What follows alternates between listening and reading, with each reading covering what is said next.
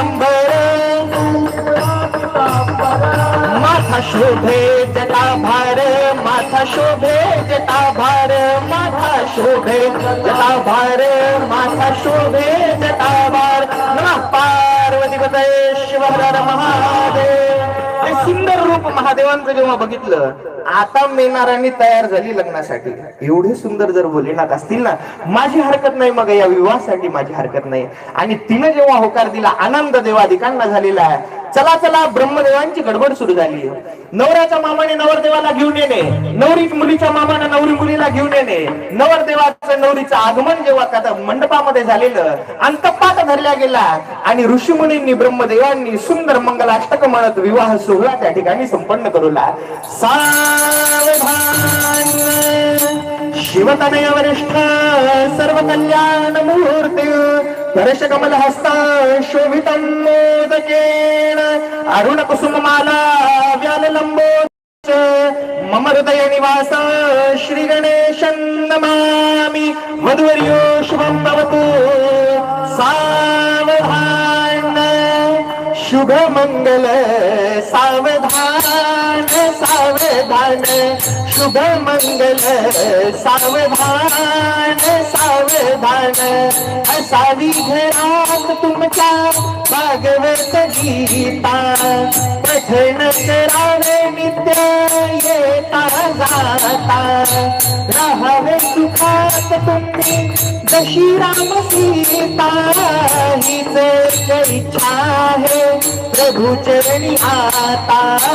शुभ मंगल सावधान सावधान शुभ मंगल सावधान सावधान शुभ मंगल सावधान सावधान. नमः पार्वती पते शिव हर हर महादेव. आणि आनंदात शिव पार्वतीचा विवाह सोहळा या ठिकाणी संपन्न झाला. ज्या गोष्टीची देवता सर्व आतुरतेने वाट बघत होते, यांच्या संसाराला प्रारंभ झाला. अनेक वर्ष लोटली, पण शिवांना पार्वतीला अद्यापपर्यंत पुत्र होणार यासाठी. पण भोलेनाथांना अद्यापपर्यंत पुत्र झाला नाही. एवढी वर्ष व्यतीत झाली यांच्या विवाहाला. काय करावं? त्राहिमाम भोलेनाथ त्राहिमा. माझं सर्व देवता कैलास पर्वतावर भोलेनाथांना विनंती करू लागली, भोलेनाथ कधी आपल्याला पुत्र होणार आणि कधी या तारकासुराच्या जाचापासून आम्ही मुक्त होणार भोलेनाथ. भोलेनाथ प्रसन्न असले. महादेव म्हणतात, अरे काय विलंब, तुम्हाला जर कधी इच्छा असेल ना, आता माझं तेज मी तुम्हाला प्रदान करतो, पुत्र मला प्राप्त होईल, तुमचं दुःख दूर होईल. देवांच्या विनंतीनुसार भोलेनाथांनी त्या ठिकाणी तेज जेव्हा आपलं प्रदान केलं, सहस्रारामधून शिवतेज जमिनीवर पडता क्षणी अग्निदेवांनी कपोताचं रूप धारण करून ते तेज ग्रहण केलं. पण शिवतेज एवढं प्रखर होतं की अग्नीला सुद्धा ते तेज धारण करता आलेलं नाही. दुसऱ्यांना जाळणारा अग्नी होता, पण शिवतेज जेव्हा अग्नीनं ग्रहण केलं तेव्हा त्या तेजाचा दाह एवढा होता की अग्नीच्या सुद्धा शरीराचा दाह व्हायला लागला महाराज. शेवटी अग्नीनं काशीमध्ये ब्रह्म मुहूर्तावर सप्तर्षींच्या 7 स्त्रिया त्या ठिकाणी स्नानासाठी आलेल्या होत्या. अग्निदेवानं आपल्या शरीरातलं ते तेज जे होतं ते सप्तर्षींच्या 7 स्त्रियांपैकी 6 जणींच्या उदरामध्ये ते तेज स्थापन करून आहे. मोठी सुंदर कथा आहे. त्या शिवतेजानं त्या 6 जणी गरोदर जेव्हा झालेल्या, लोकेशनेच्या अपवादानं घाबरून या सर्वजणी हिमालय पर्वतावर गेलेल्या आणि तो गर्भ हिमालय पर्वतावर ते तेज विसर्जन करता झालेल्या. पण ते तेज एवढं तीव्र होतं की हिमालय पर्वताला सुद्धा शिवतेजानं थरकाप सुटला. हिमालयानं ते तेज लोटून दिलं गंगा नदीमध्ये. गंगा नदीमध्ये ते शिवतेज वाहत वाहत आलं. 6 जे भाग होते 6 भाग एकत्रित झाले आणि एका कुशनाम बेटावर ते तेज जेव्हा एकत्रित झालं, त्या शिवतेजापासून शिवपुत्र कार्तिकेयजी महाराजांचा जन्म झाला. कार्तिकेय स्वामी महाराज. कृतिकांनी त्या पुत्राला बघितलं. या 6 जणींनी त्यांना आपल्या सोबत नक्षत्र लोकामध्ये घेऊन गेल्या. या 6 जणींनी त्याचं पालन पोषण केलं होतं. म्हणून आपल्या 6 माता यामुळे कार्तिक स्वामींनी 6 मुख धारण केली आणि त्यांना नाव प्राप्त झालं षडानन. आणि कार्तिकेय शिवपुत्र जेव्हा मोठे झाले, शिवपुत्राला देवांचा सेनापती बनवण्यात आलं आणि तदनंतर घनघोर युद्धाला प्रारंभ झाला. एका बाजूला हजारो लाखो करोडांची दैत्यांची सेना होती आणि दुसऱ्या बाजूला हजारो करोडांची देवांची सेना. तुंबळ युद्धाला हाणामारीला जेव्हा प्रारंभ झाला, कार्तिकेय स्वामींनी एवढा पराक्रम युद्धामध्ये रणभूमीमध्ये गाजवला. सर्व दैत्य सैन्याचा निपात करवला आणि शेवटी देवांना जर्जर करणारा जो तारकासुर होता, तारकासुराचा सुद्धा वध करत देवांना विजय श्री प्राप्त करून दिली. नमः पार्वती पते वाघासारखे तेजस्वी प्रतापी असलेले कार्तिकेयजी महाराज मोठं सुंदर चरित्र शिवपुराणामध्ये वर्णन करण्यात आलेलं. शिव आणि पार्वतीचा आणखीन एक पुत्र झाला ज्याचं नाव आहे गणेशजी महाराज. गणपतीचे जन्माची कथा सुद्धा आपल्या सर्वांना विदित आहे, म्हणून थोडीशी शॉर्ट मध्ये, कारण वेळ आपल्याला कमी आहे ना, टच अँड गो आपल्याला पुढे चालायचे. एक दिवस माता पार्वती स्नानाला गेलेली असताना शिवजींचं त्या ठिकाणी आकस्मिक आगमन झालेलं. लज्जित झालेली माता पार्वती विचार करते, एखादा गण माझा या ठिकाणी असला पाहिजे की जो फक्त माझी आज्ञा पालन करेल. म्हणून पार्वतीने आपल्या शरीरावरची केशरी उटी काढली, त्याचा एक सुंदर बालक पुत्र तयार करूला आणि या पुतळ्यामध्ये जेव्हा प्राण प्रतिष्ठा केली तेव्हा तो पुतळा सजीव झाला. तोच हा पार्वतीचा पुत्र, याचं नाव मुरेश्वर किंवा विनायक ठेवण्यात आलेलं. आज्ञा दिली की हे विनायक, तू द्वाराचं रक्षण कर, कोणी जरी असेल तरी आतमध्ये त्याला तोपर्यंत पाठवू नको जोपर्यंत माझं स्नान पूर्ण होणार नाही. आणि विनायकानं देखील हातामध्ये सोटा घेतला. दारात द्वारपाल म्हणून थांबलेले होते. अनेक शिवगण आले, आतमध्ये जाण्याचा प्रयत्न करतात, कोणालाही आतमध्ये सोडलेलं नाही. शेवटी महादेव जेव्हा आले, वादाला प्रारंभ झालेला. वादाचं रूपांतर बघता बघता युद्धामध्ये झालं. पण या छोट्याशा बालकामध्ये एवढी ताकद, एवढं बल होतं, सर्व शिवगणांचा एकट्यानं पराभव त्यानं करूला. देवता धावत आले, देवतांचं याचं युद्ध सुरू झालं, देवांचा पराभव करूला. ब्रह्मा विष्णू अधिकांना जर्जर जेव्हा करूलं, शेवटी रणभूमीमध्ये स्वतः महादेव त्रिशूळ हातात घेऊन त्या ठिकाणी आलेले आहे. पुत्र, तुला सांगितलं ना, द्वार सोड, हा कैलास लोक माझा आहे, माझी जिथं जाण्याची इच्छा असेल तिथं मी जाणार. त्या मुलानं सांगितलं, नाही, माझ्या आईची आज्ञा आहे, कोणी जरी असलं तरी या द्वारातून मी त्याला आतमध्ये सोडणार नाही. युद्धाला प्रारंभ जेव्हा झाला, भगवान भोलेनाथांनी शेवटी अमोघ त्रिशूळ उचलला आणि त्रिशूळाचा प्रहार त्या बालकाच्या मानेवर करता क्षणी शिरच्छेद झाला आणि तो बालक प्राण होऊन खाली पडला. रक्ताच्या थारोळ्यात पडलेला तो बालक मरताना शेवटचा शब्द मुखामधून उच्चारला झाला, आई. तो शब्द ऐकला आणि माता पार्वती जागृत झाली. धावत पळत बाहेर येऊन बघण्याचं काय, रक्ताच्या थारोळ्यात पडलेला आपला पुत्र जेव्हा पार्वतीनं बघितला, नेत्राला अश्रूच्या धारा लागल्या. माझा बालक, माझ्या विनायकाला मारलं, हे बोले ना, हेच का तुमचं शौर्य, हाच का तुमचा पराक्रम? अरे माझ्या बाळाला जर कधी या त्रिभुवनामध्ये जागा नसेल ना, तर या ब्रह्मांडाची राख रांगोळी करून टाकेल भोलेनाथ, कोणाला जगू देणार नाही. काली, तारा, षोडशी, छिन्नमस्ता, भैरवी आदी असंख्य शक्ती पार्वतीनं स्वतःच्या शरीरापासून निर्माण केल्या. या शक्ती जेव्हा ब्रह्मांडामध्ये थैमान घालायला लागल्या, प्रलय काल ओढवल्या गेला. भोलेनाथ म्हणतात, पार्वती शांत हो, पार्वती शांत हो. नाही भोलेनाथ, कशी शांत हो? माझ्या पुत्राचा वध तुम्ही केला. मी जर शांत व्हावं असं तुम्हाला वाटत असेल, हा प्रलय जर थांबावा असं वाटत असेल, जिवंत करा भोलेनाथ, अगोदर माझ्या पुत्राला जिवंत करा. ठीक आहे पार्वती, याला जीवनदान देतो, मात्र अगोदर हा प्रलय शांत कर. शिवगणांना आज्ञा दिली, जा रे, जो कोणता पहिला पशु भेटेल त्याचं मस्तक छेदन करून या ठिकाणी घेऊन या. धावत शिवगण निघालेले एक गजराज त्या ठिकाणी दिसला. गजराजाचं मस्तक छेदन करवलं आणि हत्तीचं मस्तक जेव्हा आणवलं, भोलेनाथांनी ते गजमस्तक त्या बालकाच्या धडावर स्थापन करवलेलं आणि आपल्या अमृतमय दृष्टीनं मृत संजीवन मंत्र जेव्हा जप करवला, तेव्हा तो मृत बालक पुनश्च जीवित झाला. ही लीला भगवान भोलेनाथांची.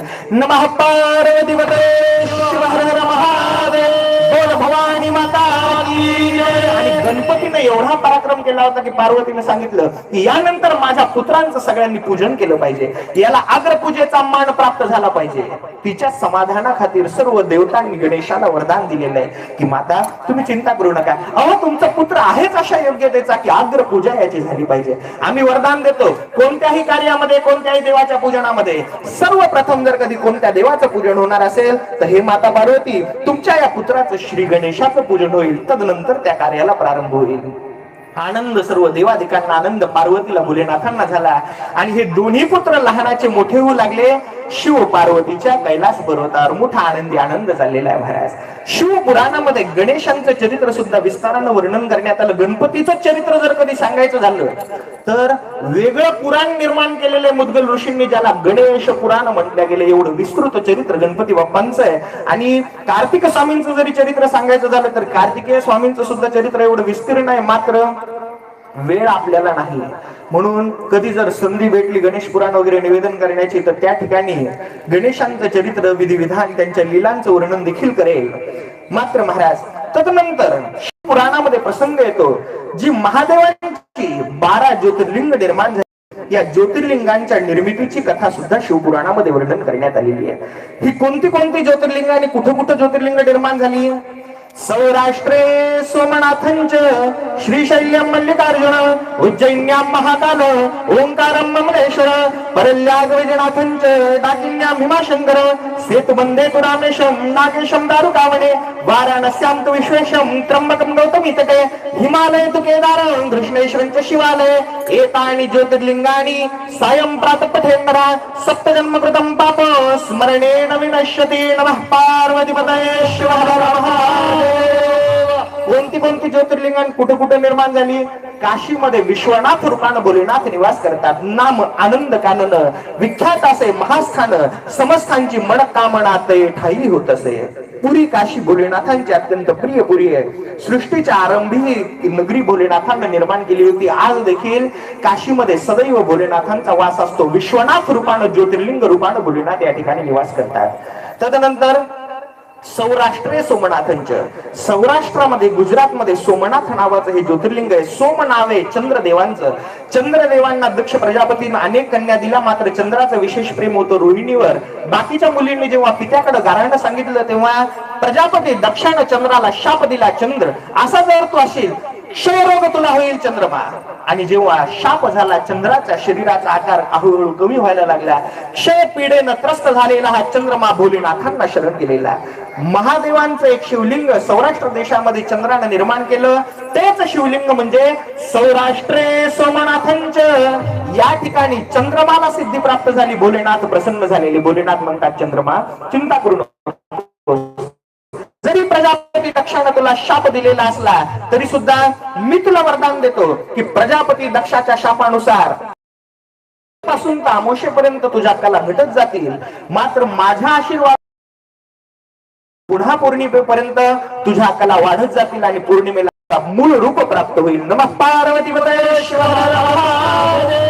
चंद्रमान उपासना केलेलं शिवलिंग म्हणजे सौराष्ट्रातलं सोमनाथ. श्रीशैल्यम मल्लिकार्जुन श्रीशैल पर्वतावर मल्लिकार्जुन नामानं ज्योतिर्लिंग भोलेनाथांचं स्थापन झालं. याची कथा जेव्हा गणेश आणि कार्तिकेय उपवर झाले, आज शिवपार्वती म्हणतात की मुलांचं लग्न लावलं पाहिजे.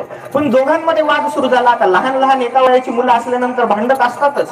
याला काही आणलं तो म्हणतो मला पाहिजे, त्याला काही आणलं हा म्हणतो मला पाहिजे. यांच्याही घरात भांडणं सुरू झाले. महाराज कार्तिकेय स्वामी म्हणतात की माझा विवाह आधी लागला पाहिजे कारण मी मोठा आहे. गणपती बाप्पा म्हणतात नाही नाही मला अग्रपूजेचा मान आहे ना, माझं लग्न आधी लागलं पाहिजे. कोणाचं लग्न आधी होणार? शेवटी पैंज लागली. जो कोणी पृथ्वी प्रदक्षिणा करून अगोदर आमच्या जवळ येईल ना त्याचा विवाह अगोदर संपन्न केला जाईल. कार्तिकेय स्वामींना आनंद झाला. कार्तिकेय स्वामी म्हणतात की मी आता जिंकलो शर्यत. कारण कार्तिकेयांचं वाहन कोणतं आहे? मयूर. मयूर वाहनावर बसलेले स्वामीजी आणि सुसाट वेगानं तो मयूर जेव्हा धावायला लागला गणपती बाप्पा बघतच राहिले. कारण आधीच यांच्या शरीराचा आकार मोठा आणि त्याच्यात वाहन काय यांचं? उंदीर वाहन. गणपती बाप्पा म्हणले इथं शक्तीचा जर कधी वापर करायचा झाला तर आपण हरून जाऊ. म्हणून शक्तीपेक्षा युक्ती श्रेष्ठ. गणपती देव कशाचा आहे? बुद्धीचा देव आमचा गणेश, श्री गणेश. आणि काय केलं गणेशांनी? वेदांमध्ये शास्त्रांमध्ये प्रमाण आलेलं आहे. आई वडिलांची जर कधी प्रदक्षिणा केली पृथ्वी प्रदक्षिणेचं पुण्य प्राप्त होतं ना. मग दादा गेला प्रदक्षिणा करायला, जाऊ दे आपल्याला गरज नाही जाण्याची. आपण माता पित्या